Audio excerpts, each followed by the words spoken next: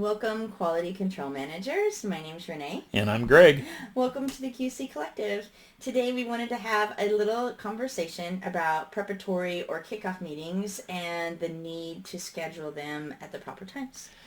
It's very, very important, and you do play a very big role in kickoff meetings and preparatory meetings. Preparatory meetings are your baby. Yeah, absolutely. So we need to make sure that those are scheduled because they have to go through those before work starts on federal projects. So you have to really work closely with your project manager and your superintendent to know what stage of the project, who they've got coming up and when they're going to want them starting in the dirt. Because if we haven't had these meetings, then those guys can't get going. And so we can hold up the whole show. And the other error that we find an awful lot of times is we get overzealous QCs in there that just want to run through everybody's preps in 1 or 2 days. And then someone doesn't show up to site, their feature of work doesn't start for 2 or 3 months. Then they have to be re-prepped. So the thumb rule is usually 14 days at the outside farthest. 7 days usually is the perfect window. You don't want to go through and prep a team and then have them not remember your project specific items. And a lot of times that if somebody doesn't start for a few months, the team that they have slated is probably going to change 2 or 3 times before the right people hit the dirt. And then you're having to re-prep the right people. So don't make that mistake. Schedule them about 7 days before they're ready to start. Get them all scheduled and on the books. Get it scheduled with your client. Most clients nowadays are asking for at least 48 hours notice, so don't try to dump a meeting. Not including the weekend. Weekends don't count. Days off don't count. Absolutely. Sore subject with us QCs. We may work 24/7, 7 days a week, but our clients are on vacation hours.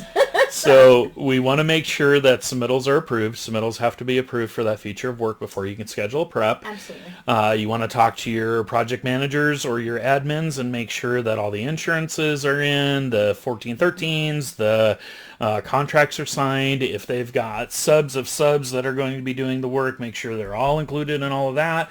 You want to talk to your SSHO and make sure that all the safety paperwork is in, your activity hazard analysis, all that's got to be approved. Like Renee said, you want to make sure that you're scheduling no more than 14 working days out.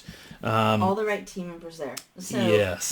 The one that's easy to talk about is concrete pour, right? So concrete pour, obviously you're going to want to make sure your sub is there, but you should make sure your testing agency and the techs are going to be there as well, because then you can go through the mix, the approved mix and all those items and the frequency of tests and how many you're going to need. You can get all that worked out at a prep meeting, and that will save you an awful lot of time and frustration in the dirt come pour day. And it gives your owner's representatives a warm and fuzzy with your testing agency, and they can, you can communicate and you can talk all that stuff through.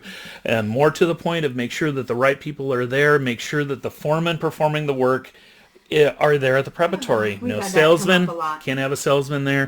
Don't send the project manager. Don't send the They can be there, but the foreman's got to be there. The foreman has to be there. Yeah. I mean, all the extra people, I guess we can all join in on the meetings. Yeah. And but we really need the site team there. Absolutely. And keep in mind, if you have a change of foreman or superintendents for the subcontractors, Corps of Engineers, Army Corps of Engineers work means that a change in foreman, a change in superintendents for those companies, they have to be re-prepped. Yep. So make sure you have that conversation with those subcontractors before they start.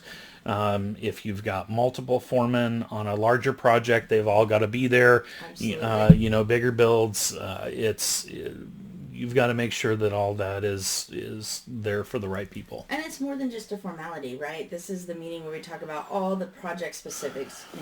Can they smoke? Where's the smoking area? Where can they use restrooms? Where can we be? Where can we not be? Can we have phones that have cameras on site? Can we not have phones with cameras on site? What are the project hours? What are the speed limits? I mean, you name it, all of that is discussed at a project kickoff or preparatory meeting. So it's really a good tool for your team and you as a QC to really lay down all of those rules and project-specific items. Also, it's a chance as a QC, you're going to have lots of lessons learned for every feature of work. And this is your opportunity.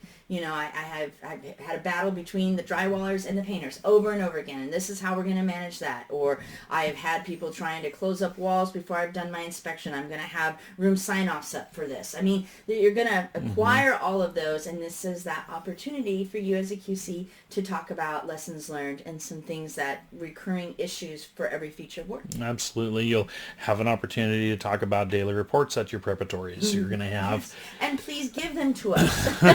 We have to have them. Yes, yes. So it's a lot of good information.